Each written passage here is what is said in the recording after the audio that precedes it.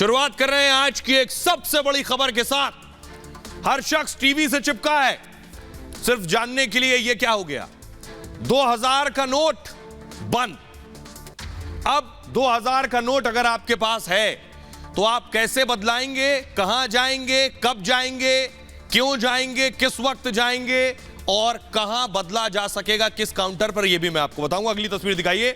2000 के नोट को बैन करने के लिए बाकायदा एक प्रेस रिलीज जारी की गई आरबीआई की तरफ से। अभी 4 महीने का वक्त है आपके पास। इस 4 महीने के दौरान आप इस नोट को बदल सकते हैं। लेकिन इस खबर के साथ ही लोग 2016 में चले गए। जरा सुनिए।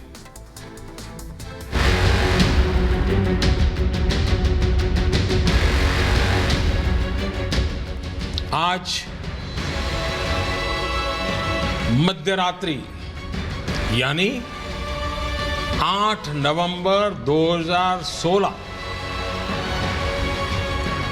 की रात्रि को 12 बजे से वर्तमान में जारी 500 रुपए और 1000 रुपए के करेंसी नोट लीगल टेंडर नहीं रहेंगे।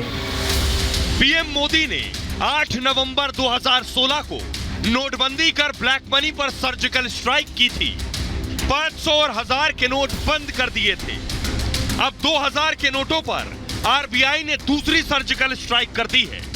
जल्द ही 2000 के गुलाबी नोट भी बंद होने वाले हैं।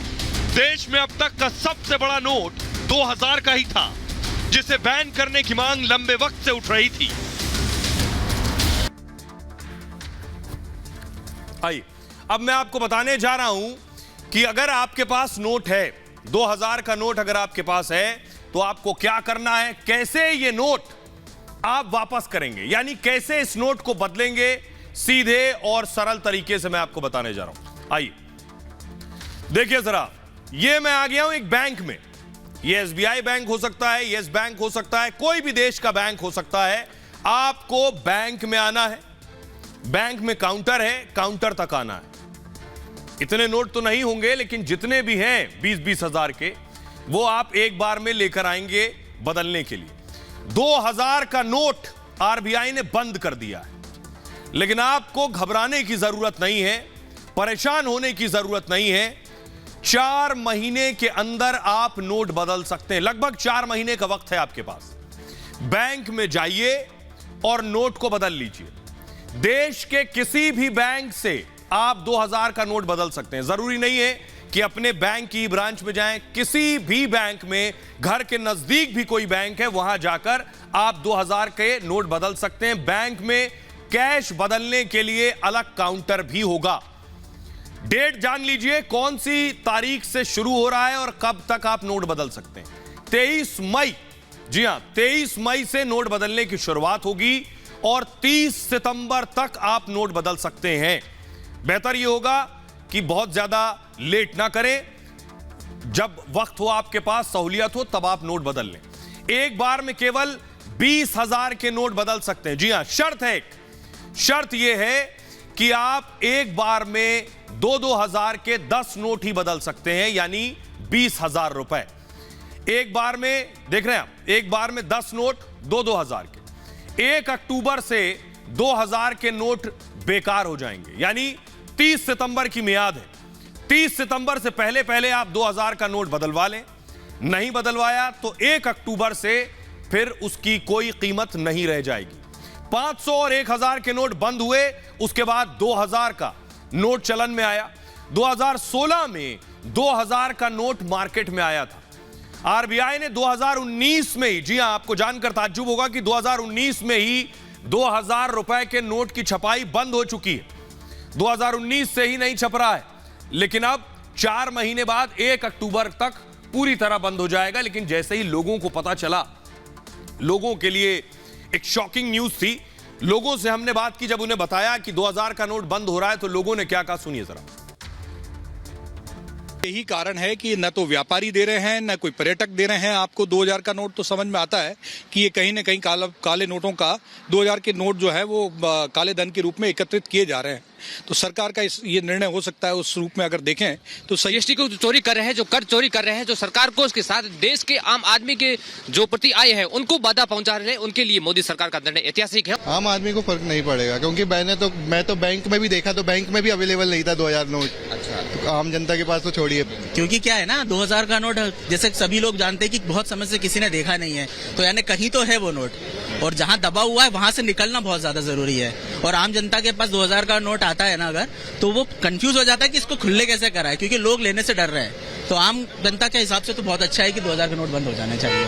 जब से लॉन्च हुआ था 2000 का नोट, बहुत मार्केट में था, मगर बाद में अभी कहाँ गायब हो गया पता नहीं। ये इसका मतलब ये है कि बड़े बड़े पूंजीपतियों ने वो नोट जमा करके रखे हैं। सर कोई दिक्कत नहीं, और सरकार जो फैसला ले रही है इसके लिए हम लोग ताली बजा के उसका स्वागत कर रहे हैं। तो ये भी एक सर्जिकल स्ट्राइक है, ब्लैक मनी पर सर्जिकल स्ट्राइक है। अब मैं आपको बताता हूं नोट बंद क्यों किया गया।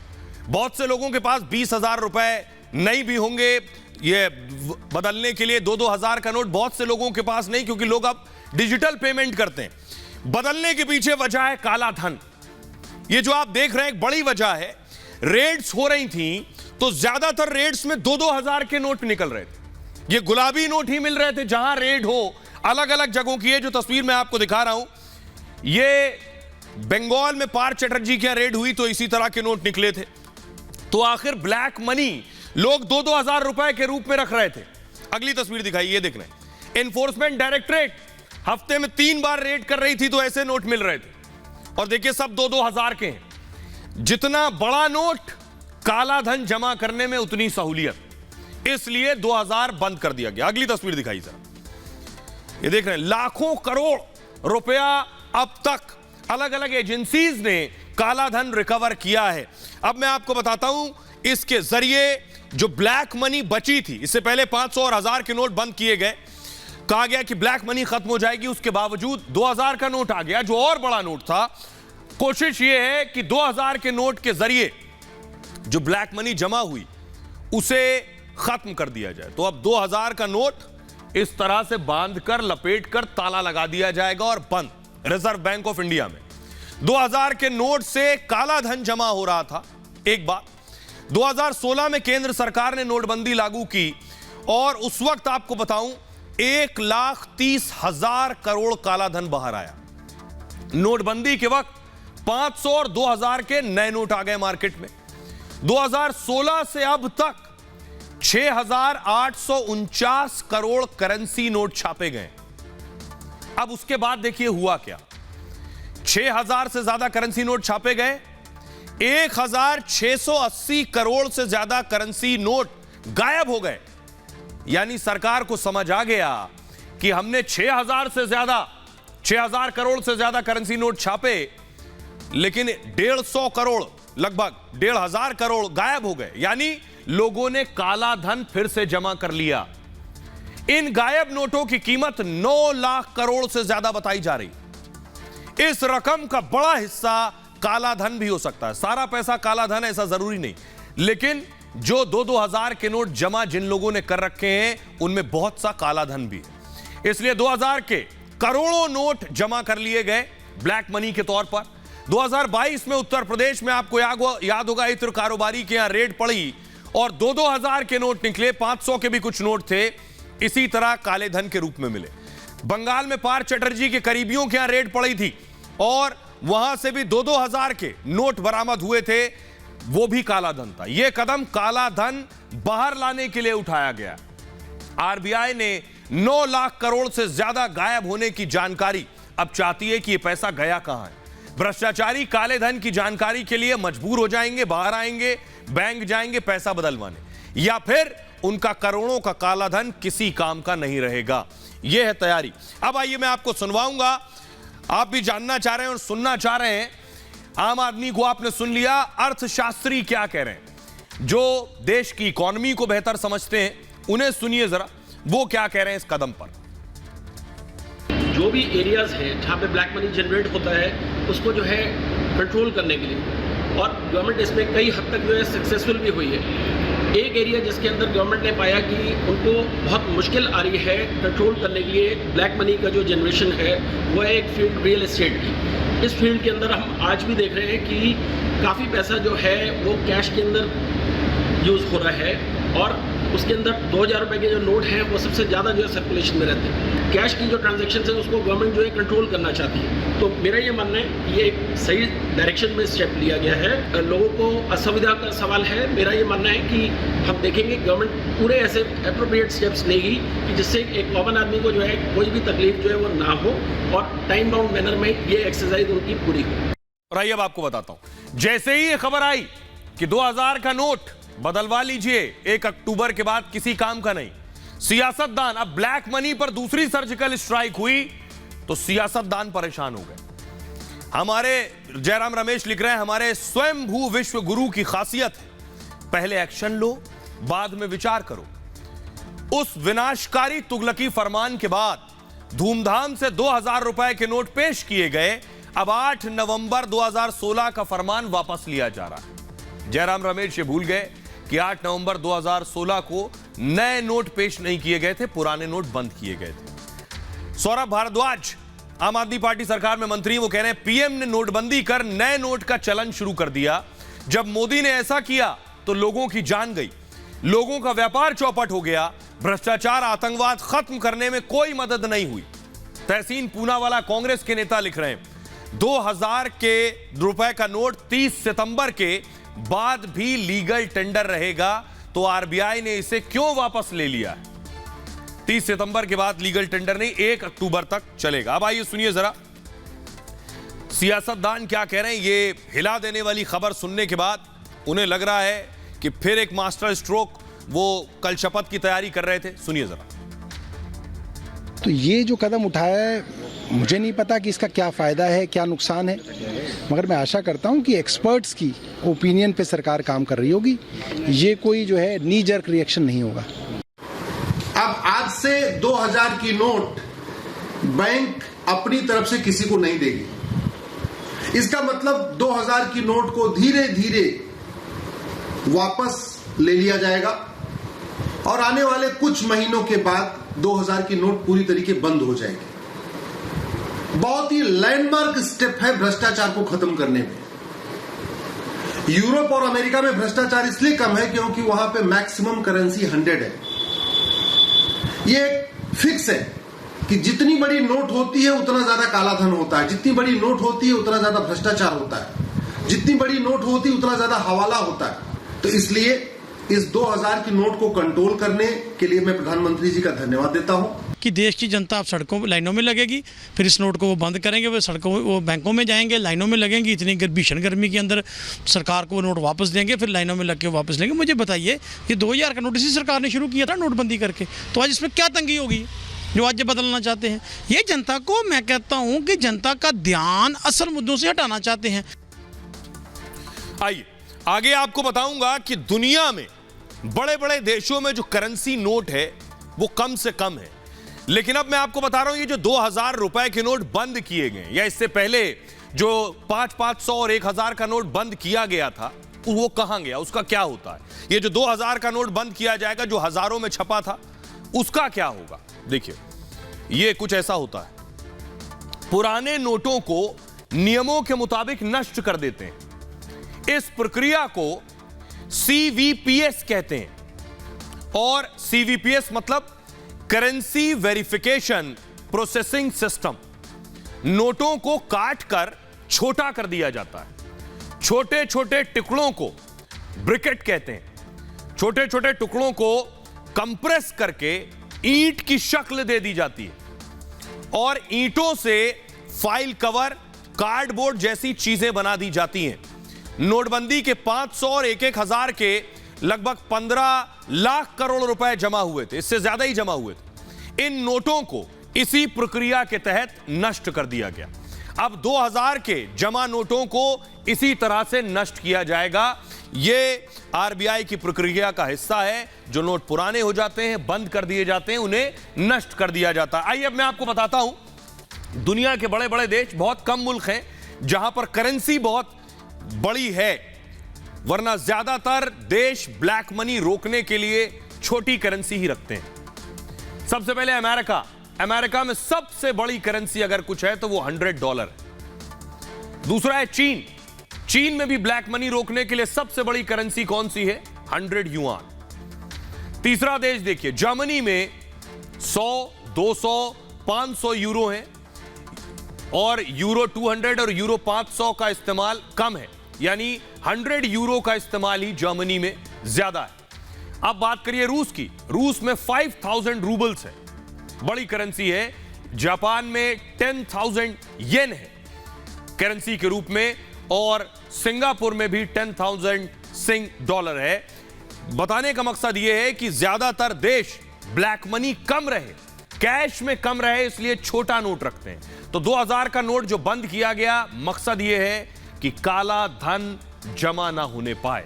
अब सबसे बड़ा नोट देश में सिर्फ 500 का है, तो आपके पास 30 सितंबर तक का वक्त है, आप अपना नोट बदल सकते हैं। खबरों में आगे बढ़ते हैं। आज की एक और बड़ी खबर है, मोदी को हराने की शपथ। जी हां, बड़ी शपथ होने वाली है। ये प्रधानमंत्री मोदी देखिए, जापान में प्रधानमंत्री मोदी आज पहुंचे, G7 बैठक में शामिल होने के लिए पहुंचे। कल भी पीएम G7 में होंगे, ज़ेलेंस्की से मिल रहे होंगे, अलग अलग मुल्कों के राष्ट्राध्यक्षों से मिल रहे होंगे। लेकिन भारत में कल क्या रहा होगा? अगली तस्वीर दिखाइए। ये सारे नेता एक मंच पर होंगे, मोदी को हराने की तैयारी कर रहे होंगे। प्रधानमंत्री जापान में, यहां उनको हराने की पूरी प्लानिंग, उनको हराने की शपथ मैं कहूंगा, और शपथ के लिए मंच भी तैयार। अगली तस्वीर दिखाई जरा, ये आप देख रहे हैं, मंच तैयार है। मोदी को शिकस्त की शपथ है ये, जिस पर आकर देश के अलग अलग विपक्षी दलों के नेता मौजूद होंगे, बैठेंगे।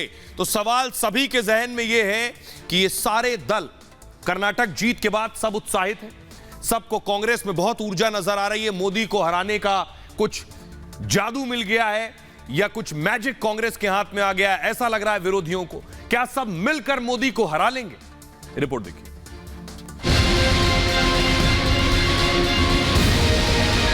हर हर मोदी, हर हर मोदी, हर हर मोदी, हर हर मोदी। जब पीएम मोदी G7 बैठक के लिए जापान पहुंच गए, ठीक उसी वक्त मोदी को हराने के लिए कांग्रेस कर्नाटक में मोदी शिकस्त की शपथ की तैयारी कर रही है। हर हर मोदी, हर हर मोदी, हर हर मोदी। मोदी ने जापान की सरजमी पर कदम रखा तो देश ही नहीं, दुनिया में मोदी की दीवानगी की तस्वीर भी दिखी। यहां भारत में कर्नाटक जीतने के बाद मोदी विरोधियों के हौसले बुलंद हैं। 2024 में मोदी को हराने के लिए सब एक हो रहे हैं। कर्नाटक के इसी ग्राउंड पर कल शपथ होनी है और मोदी के खिलाफ 1 दर्जन दल एक साथ इस मंच पर होंगे। सब मिलकर क्या वाकई 2024 में मोदी को रोक देंगे? मोदी इस तैयारी से बेपरवाह जापान में बड़ी बैठक कर रहे होंगे। इट्स ए प्लेजर कि वो आए हैं और हमारे देश की मान बढ़ता है यहाँ पे। सच्चे दिल में वो जिंदा दिल आदमी है। He is going to change the world. बता नहीं सकते हमारे अंदर कितना जोश एक उनको देख के आता है कि आज देशभक्ति की भावना जो आप सबके अंदर देख रहे हैं, मोदी जी की वजह से ही है। तो आपने जापान में जो भारतीय हैं उन्हें सुन लिया, लेकिन भारत में विरोधी मोदी को गिराने, हराने और शिकस्त देने की तैयारी कर रहे हैं। देखिए जरा, मंच सज चुका है। मोदी को हराने के लिए विरोधी एक साथ इस मंच पर आ रहे हैं। कर्नाटक लिए चल रहे हैं, आपको सीधे कर्नाटक से तस्वीर आप देख रहे हैं। एक तरफ प्रधानमंत्री मोदी हैं और दूसरी तरफ विरोधी हैं। कर्नाटक में आपको बताऊं, कल सिद्धरामैया सीएम पद की शपथ लेंगे और सिद्धरामैया के साथ डीके शिव कुमार भी शपथ लेंगे। डीके डिप्टी सीएम पद की शपथ लेंगे। दोपहर 12:30 बजे बेंगलुरु में शपथ ग्रहण समारोह है। श्री कांतिराव स्टेडियम में यह शपथ ग्रहण समारोह हो रहा है। यह सिद्धरामैया का शपथ ग्रहण समारोह है, दूसरी तरफ शक्ति प्रदर्शन है, मोदी को हराने की भी शपथ है। शपथ ग्रहण के बहाने विपक्षी एकजुटता दिखाने की कोशिश हो रही है। कांग्रेस ने विपक्ष के कई नेताओं को बुलाया है। पश्चिम बंगाल की मुख्यमंत्री ममता बनर्जी इनवाइटेड है, तमिलनाडु के मुख्यमंत्री एमके स्टालिन बुलाए गए हैं, बिहार के मुख्यमंत्री नीतीश कुमार को बुलावा भेजा गया, झारखंड के मुख्यमंत्री हेमंत सोरेन को भी बुलाया गया है। राष्ट्रवादी कांग्रेस पार्टी के प्रमुख शरद पवार भी इस मंच पर होंगे। समाजवादी पार्टी के अध्यक्ष अखिलेश यादव को बुलावा भेजा गया है। नेशनल कॉन्फ्रेंस के नेता फारूक अब्दुल्ला को भी बुलाया गया है। बिहार के उप मुख्यमंत्री तेजस्वी यादव भी शुमार हैं। शिवसेना उद्धव गुट के प्रमुख उद्धव ठाकरे भी होंगे। भारतीय कम्युनिस्ट पार्टी के महासचिव डी राजा, सीपीआईएम के नेता सीताराम येचुरी भी होंगे। पीडीपी की नेता महबूबा मुफ्ती भी होंगी। तो ये सारे नेता जिन्हें आप देख रहे हैं, वो सब मौजूद होंगे। मोदी को हराने के लिए अपनी ताकत दिखाएंगे इस मंच पर एक साथ आकर। आइए आपको सीधे उस स्टेडियम लिए चलता हूं जहां ये सारे लोग एक साथ एकजुट होंगे मोदी के खिलाफ। पीएम मोदी जापान में होंगे। सुजाता की रिपोर्ट देखिए जरा। इस वक्त हम मौजूद हैं बेंगलुरु के कांतिरवा स्टेडियम में, जहां शनिवार को सिद्धारमैया मुख्यमंत्री पद की शपथ लेंगे। उनके साथ 23 से 28 मंत्री भी शपथ लेंगे और ये प्रोग्राम जहां पर होने वाला है उसी कांतिरवा स्टेडियम में हम मौजूद हैं। तैयारियां यहां जोरों शोर से चल रही हैं। तमाम कुर्सियां लग चुकी हैं और सजावट हो चुकी है। काफी बड़ा मंच बनाया गया है और मंच के बगल में आप देख सकते हैं कितनी कुर्सियां लगी हैं। इससे आप अंदाजा लगा सकते हैं कि कल मेहमानों की एक लंबी फहरिस्त है और पूरे स्टेडियम में करीब 4000 लोग बैठ सकते हैं। कर्नाटक में कांग्रेस की जीत से कांग्रेस के साथ साथ पूरा विपक्ष उत्साहित है और 2024 से पहले मिली ये बड़ी जीत से विपक्ष को ये लगने लगा है कि शायद उसे 2024 में मोदी को हराने का प्लान मिल गया है। आइए, तो आपने सुजाता की रिपोर्ट देख ली। अब मैं आपको सीधे स्टेडियम लिए चलता हूं। इतना बड़ा मंच, 1 दर्जन विरोधी, मोदी को हराने की प्लानिंग। तो डिप्टी सीएम जो होने वाले, भावी deputy CM DK Shivakumar को आप देख रहे हैं, स्टेडियम पहुंचे, स्टेडियम में तैयारियों का जायजा ले रहे हैं। तो कल इस स्टेडियम से क्या मोदी के खिलाफ एक हुंकार होगी? ये देख रहे हैं, पूरे स्टेडियम को देख रहे हैं। मोदी विरोधियों में क्या इतनी ताकत है जो मोदी को शिकस्त दे सके, हरा सके? आइए इन सबको मिला देता हूं एक साथ आपके लिए, एक साथ मिलाकर आपको दिखाता हूं क्या ये सब मिलकर भी मोदी को हरा पाएंगे। देखिए जरा, ये आप देख रहे हैं। अब सबकी ताकत आपको दिखाने जा रहा हूं, ध्यान से देखिएगा। बीजेपी के पास 303 सीटें हैं। पूरे देश के वोटिंग परसेंटेज के हिसाब से लोकसभा में 37.4% वोट प्रधानमंत्री मोदी को मिला था। अब विरोधियों को जोड़ते हैं।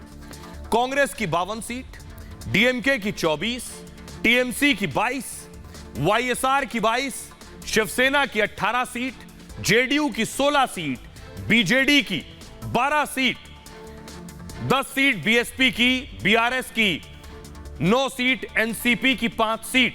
ये सारी सीटें आप मिला दीजिए तब भी 190 सीट हो रही है।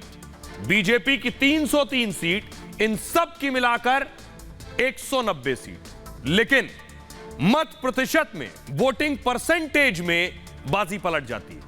इधर देखिए जरा, कांग्रेस के 19.5% वोट, डीएमके के 2.34% वोट, टीएमसी के 4.6% वोट, वाईएसआर के 2.53% वोट, शिवसेना के लगभग 2% वोट, जेडीयू के 1.45%, बीजेडी के 1.66%। बीजेडी का कोई पता नहीं कल कहां होंगे। नवीन पटनायक मोदी जी की रोज तारीफ करते हैं। बीएसपी के 3.62% वोट, बीआरएस के 1.25% वोट और एनसीपी के 1.38। ये सब मिलाकर हो रहे हैं 40.42% वोट। बीजेपी के 37%, इन सब के मिलाकर वोट परसेंटेज ज्यादा है, 40%। लेकिन जैसा आप जानते हैं, पॉलिटिक्स में 1 + 1 2 हो जाए ये जरूरी नहीं है। आइए अब मैं आपको सुनवाता हूं विरोधियों को एक करने के लिए सबसे बड़ा झंडा जो आजकल लेकर चल रहे हैं वो है नीतीश कुमार। नीतीश कुमार से सवाल पूछा गया, कल शपथ में जाने वाले, सुनिए क्या कह रहे हैं। जबरदस्त हुई है और जो बने हैं मुख्यमंत्री, उनका तो हमको पहले से न संपर्क था नहीं। तो उन्होंने भी कहा और फिर कांग्रेस पार्टी के राष्ट्रीय अध्यक्ष ने फोन करके कहा आइए, तो हमने कल कहा कि नहीं हम आ जाएंगे, हम चाह रहे हैं। आपने जिस अभियान का सिग्नेचर किया है उसका शुभारंभ मानते हैं बेहतर हुआ, सबसे पहले शुभारंभ वो आएंगे ना, इसके बाद तो हम तो इसी में लगे हुए हैं। और जब वो सब हो जाएगा तब ना आप लोगों को। आप लगातार बोलते रहे कि विपक्ष अगर एकजुट होगा तो अगली बैठक होगा, लेकिन कर्नाटक ने तो ये दिखा दिया। सर अगली बैठक कब है सर? एक बार जब वहाँ पर हो गया उसी के बाद इसी का नाम है तो बाकी सब विरोधी दल के लोग एकजुट हो जाएंगे तो देश के हित में होगा। उसके लिए तो प्रयास चल ही रहा है।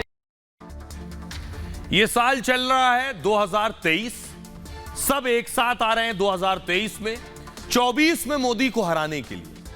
अब आपको 2018 कर्नाटक जीत की तस्वीर दिखाने जा रहा हूं। 2018 के बाद 19 आया था, इसी तरह से कुमारस्वामी ने शपथ ली थी। अगली तस्वीर दिखाइए।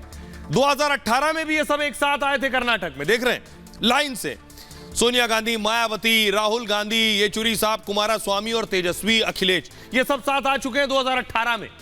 19 में क्या हुआ आपने देखा, फिर 23 में साथ आ रहे हैं 24 के लिए।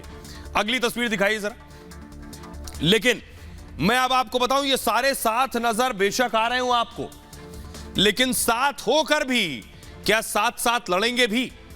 दिख जरूर रहे हैं साथ साथ। अब मैं आपको बताने जा रहा हूं, जिनको बुलाया गया है उसमें से बहुत से आ नहीं रहे हैं। जो विपक्षी हैं उनमें से कई हैं जिनको न्योता ही नहीं दिया गया है।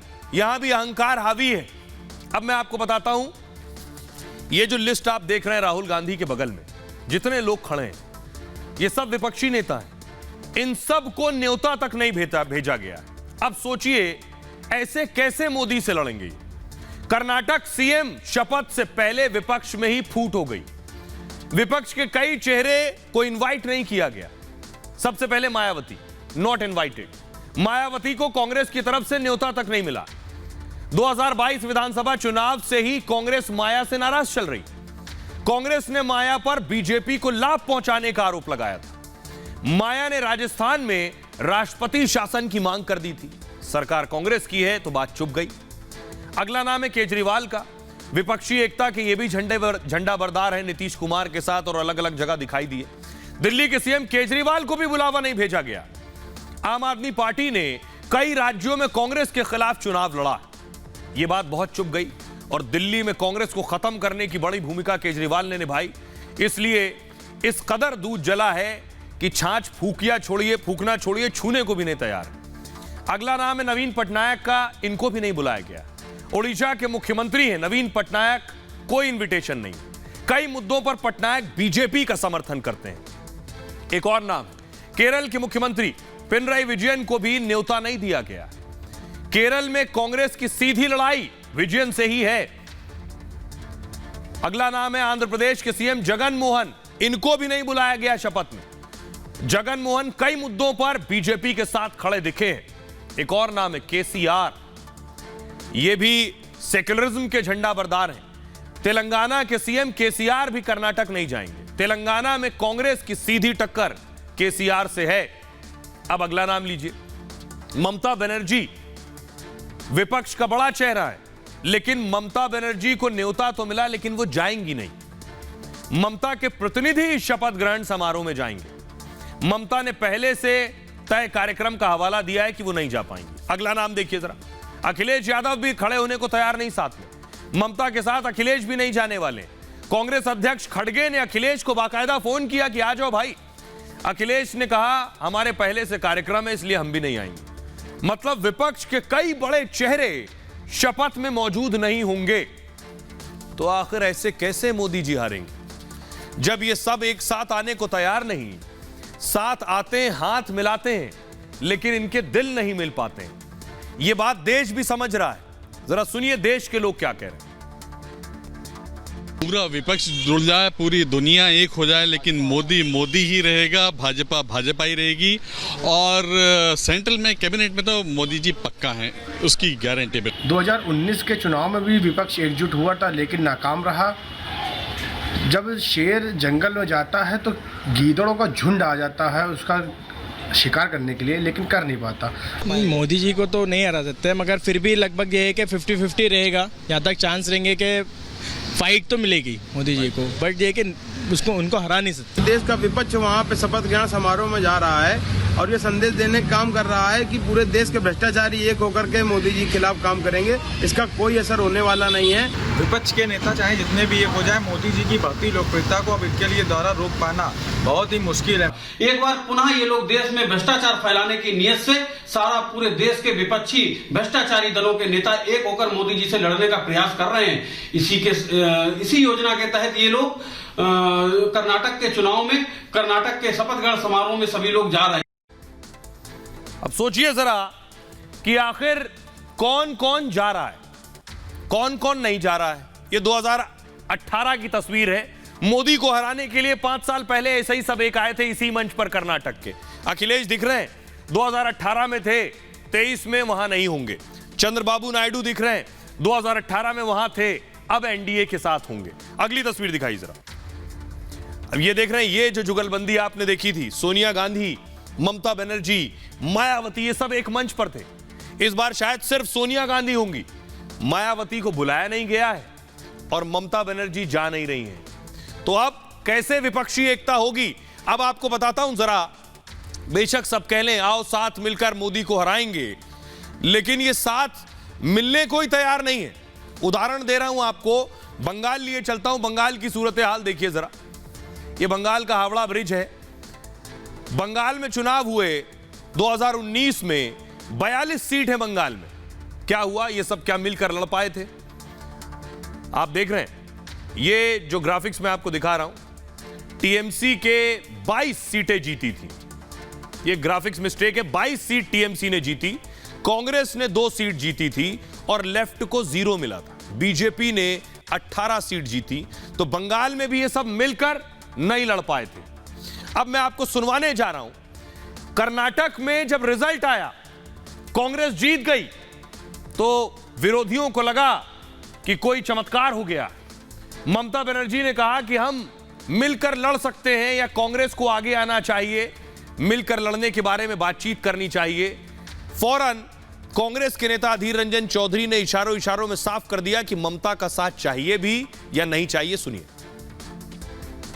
And wherever is the Congress strong, in their respective 200 seat or something, what we have already calculated, let them fight. We will give support. No, nothing is wrong. But they have to see that they have to support the other political party also. I am giving you the support in Karnataka, but you are fighting against me every day. It should not be the policy. It is for everybody. If you want to get some good things, then you have to sacrifice yourself also in some area. Congress party के साथ जब बात करेंगे कोई regional party, Congress party अपना बात रखेंगे। Congress party जानता है यूपीए 1, यूपीए 2 सारे रीजनल पार्टी को लेकर तो की है कांग्रेस पार्टी। इसका मतलब यह है कि कांग्रेस पार्टी जानते हैं कल्चर ऑफ कोalition पॉलिटिक्स, समझौते की राजनीति कांग्रेस पार्टी बखूबी जानते हैं। लेकिन गद्दारों के साथ किस तरह की सलूक किया जाना चाहिए वो भी हमें सोचना तो पड़ेगी। आज तुम हमें हाँ कहोगे, कल मौका मिलने से हमें पीछे से छोरी भोंकोगे, ये तो हमें सोचना पड़ेगा ना दोबारा। सोचिए, अधीर रंजन चौधरी जो विपक्ष मिलकर लड़ने की बात कर रहा है, ममता को न्योता दे रहे हैं आइए कर्नाटक शपथ में, वो अधीर रंजन चौधरी गद्दार कह रहे हैं ममता को। अब सोचिए कैसी विपक्षी एकता। एक और तस्वीर देखिए। यहां 2024 की तैयारी हो रही थी। नीतीश कुमार दिल्ली आए, केजरीवाल से मिले। केजरीवाल के घर की तस्वीर है, पिछले दिनों सोशल मीडिया पर वायरल थी। तो नीतीश कुमार मिले केजरीवाल से कि 24 की तैयारी की जाए। अगली तस्वीर दिखाई जरा। केजरीवाल जाकर उद्धव ठाकरे से मिले मोदी को हराने के लिए, लेकिन केजरीवाल को न्योता नहीं भेजा कांग्रेस ने, कर्नाटक में नहीं बुलाया है। तो इसके पीछे वजह क्या है? क्या मोदी को ऐसे हरा पाएंगे? अब जब मिलकर लड़ने की बात आएगी 24 में, तो देखिए सूरत हाल क्या है। 19 के नतीजे में आपको दिखाने जा रहा हूं। बीजेपी ने 7 की 7 सीटें जीती थी दिल्ली की, और इधर देखिए 0 कांग्रेस और 0 आम आदमी पार्टी। कोई चुनाव मिलकर नहीं लड़ पाए, लेकिन मोदी को हराने की बात जरूर करते हैं। बीजेपी ने 7 सीटें जीती थी। आइए अब मैं आपको दिखाने जा रहा हूं कि केवल यह मुलाकात नहीं है, मुलाकातों का दौर बहुत चल रहा है, लेकिन साथ मिलकर लड़ने को कोई तैयार नहीं है। अगली तस्वीर देखिए जरा। ये आप देख रहे हैं, शरद पवार नीतीश कुमार से मिले थे पिछले दिनों। एक और तस्वीर मैं आपको दिखाता हूं। नीतीश कुमार बिहार से निकलकर अलग अलग नेताओं से, जो विपक्षी नेता हैं, उनसे मुलाकात कर रहे हैं। ये देखिए जरा। केजरीवाल के बाद नीतीश कुमार खुद भी उद्धव ठाकरे से मिलने गए थे, उद्धव ठाकरे से मिले। एक और बहुत दिलचस्प तस्वीर आपको दिखाने जा रहा हूं। अगली तस्वीर दिखाई जरा। अगली तस्वीर दिखाइए। नीतीश कुमार मिले थे नवीन पटनायक से, ओडिशा के मुख्यमंत्री बीजेडी के नेता नवीन पटनायक से मिले थे नीतीश कुमार। लेकिन देखिए जरा ओडिशा की स्थिति क्या है। क्या नवीन पटनायक नीतीश के साथ मिलकर चुनाव लड़ेंगे या कांग्रेस के साथ मिलकर चुनाव लड़ेंगे? देखिए जरा, 2019 में कुल सीटें हैं 21 ओडिशा में लोकसभा की। बीजेडी को मिली थी 12 और कांग्रेस को मिली थी 1।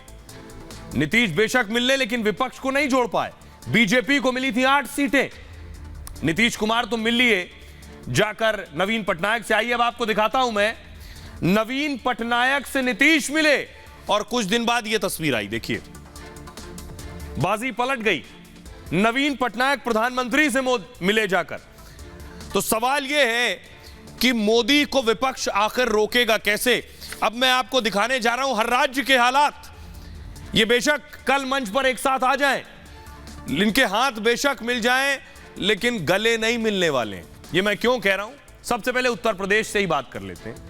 अखिलेश यादव जा नहीं रहे, मायावती को बुलावा नहीं भेजा गया, सिर्फ कांग्रेस ही बची यूपी से। अगर आप देखें तो यूपी में 80 सीटें हैं लोकसभा की, मायावती को शपथ में बुलाया नहीं गया है। अखिलेश कर्नाटक जा नहीं रहे, मतलब यूपी से विपक्ष के दोनों बड़े दल नदारद हैं। 2024 में तीनों के साथ आने की कोई संभावना नहीं है। तो फिर 80 सीटों पर कैसे लड़ेंगे मोदी से? आइए बंगाल में ममता और लेफ्ट दोनों को न्योता भेजा गया है, लेकिन ममता इस शपथ कार्यक्रम में नहीं जाएंगी। लेफ्ट को सत्ता से बाहर ममता ने कुर्सी संभाली है बाहर करके, और ऐसे में ममता के लिए लेफ्ट के साथ जाना मुश्किल है। मोदी के खिलाफ तीनों दलों का गठबंधन बंगाल में भी नामुमकिन है। एक और राज्य देख लीजिए आप, तेलंगाना। कांग्रेस ने तेलंगाना के सीएम को भी न्योता नहीं भेजा है, और तेलंगाना में दोनों की आमने सामने की टक्कर है। ऐसे में यहां दोनों में गठबंधन होना संभव नहीं है। एक और राज्य आंध्र प्रदेश, 25 सीटें। आंध्र प्रदेश से कांग्रेस ने जगन मोहन को न्योता नहीं भेजा है, तो यहां भी तीनों गठबंधन में साथ हो इसकी संभावना नहीं है। सिर्फ 4 राज्यों की 164 सीटों पर ही बात बन पा रही है। बाकी राज्यों में भी कई छोटे दलों के साथ गठबंधन आसान नहीं है। तो फिर 24 की राह वैसे ही होने वाली है जैसे 19 की हुई थी। सुनिए जरा क्या कुछ कह रहे हैं राजनीतिक विश्लेषक अवधेश कुमार। कांग्रेस ने सिद्धारमैया के शपथ ग्रहण समारोह में जितनी पार्टियों को आमंत्रित किया है, लगभग यही पार्टियां 2018 मई में भी कुमारस्वामी के शपथ ग्रहण समारोह में मौजूद थी। उस समय ऐसा लगा था जैसे 2019 के चुनाव में भारतीय जनता पार्टी के विरुद्ध एक बड़ा गठबंधन देशव्यापी खड़ा हो जाएगा और भाजपा को, नरेंद्र मोदी को विपक्ष की सशक्त एकजुट चुनौती का सामना करना पड़ेगा। हुआ क्या? वहां से आने के बाद ही हमने देखा कि जहां जहां चुनाव हुए वहां विपक्षी एकता नाम की कोई चीज दिखी ही नहीं। और फिर 2019 का चुनाव परिणाम हमारे सामने है। तो इसीलिए जब भी हमारे देश में चुनाव आता है, पिछले लंबे समय से हम देख रहे हैं, तो विपक्ष सत्तारूढ़ गठजोड़ या पार्टी के विरुद्ध ऐसे ही लंबे समय तक एकजुट करने की कोशिश होती है। बयान आते हैं, एक दूसरे से मुलाकात होती है। विपक्ष की जहां सरकार बननी होती है वहां विपक्ष के सारे नेता जाकर फोटो खिंचाते हैं, एक साथ मिलकर एकता प्रदर्शन। आइए, अब एक तो विरोधी एक साथ आने को तैयार नहीं मोदी के खिलाफ। 24 में मोदी को हराना है। एक बचा कुच्चा मुद्दा था, वो भी खत्म हो गया। अडानी को क्लीन चिट मिल गई है। पिछले दिनों हिंडनबर्ग की रिपोर्ट आई, जिसके बाद तहलका हुआ। उसके बाद सुप्रीम कोर्ट ने एक कमेटी बनाई। अगली तस्वीर दिखाइए। सुप्रीम कोर्ट की कमेटी ने एक रिपोर्ट सौंपी और उस रिपोर्ट के आधार पर अडानी को क्लीन चिट मिली है।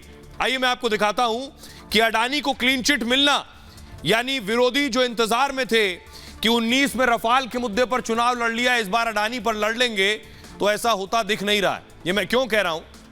अडानी हिंडनबर्ग केस में रिपोर्ट सार्वजनिक हो गई है। सुप्रीम कोर्ट ने जांच के लिए एक कमेटी बनाई थी। कमेटी ने 6 मई को सुप्रीम कोर्ट को रिपोर्ट सौंपी।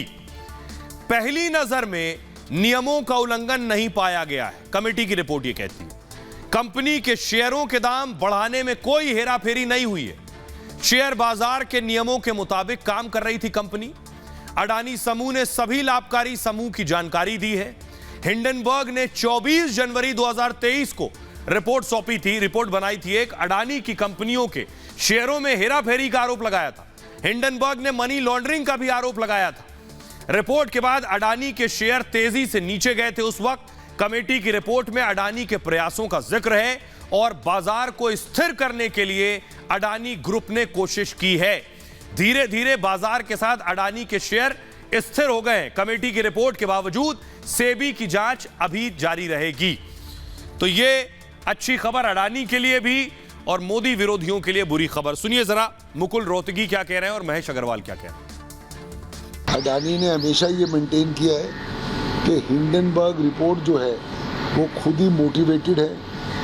उनका काम ही ये है कि पहले एक क्राइसिस क्रिएट किया जाए, उस टाइम पे शॉर्ट सेलिंग करी जाए, फिर सस्ते में खरीदा जाए और महंगे में बेचा जाए।